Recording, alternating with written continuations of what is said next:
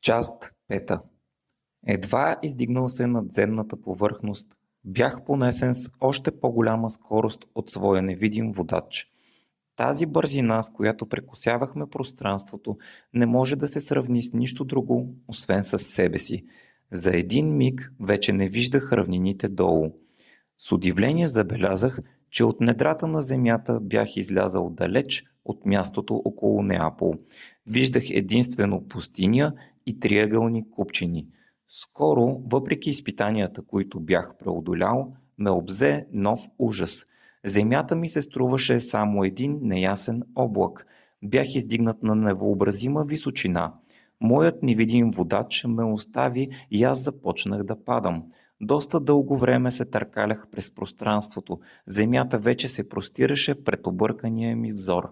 Можех приблизително да изчисля след колко минути ще бъда размазан върху камъните. Но бърз като мисълта, водачът ми се спуска към мен. Хваща ме, отново ме издига и пак ме пуска. Накрая ме издига на неизмерима височина. Виждах около мен да се въртят глобуси и земи да гравитират в краката ми. Изведнъж духът, който ме носеше, докосна очите ми и аз изгубих съзнание. Не зная колко дълго съм останал в това състояние. Когато се събудих, лежах върху разкошна възглавница. Въздухът, който дишах, бе наситен с аромата на цветя. Ленената ми дреха бе заменена от синя роба, изпъстрена с златни звезди.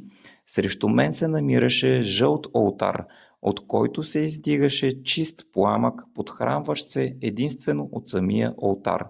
В основата на олтара бяха гравирани черни букви. На него имаше запалена факла, която грееше като слънце.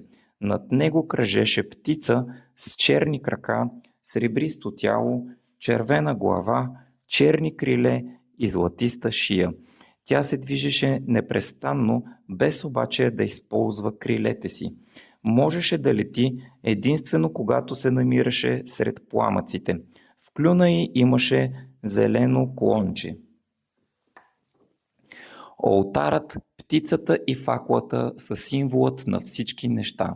Без тях нищо не може да бъде направено. Самите те са всичко, което е добро и велико. 4 надписа обграждаха тези символи.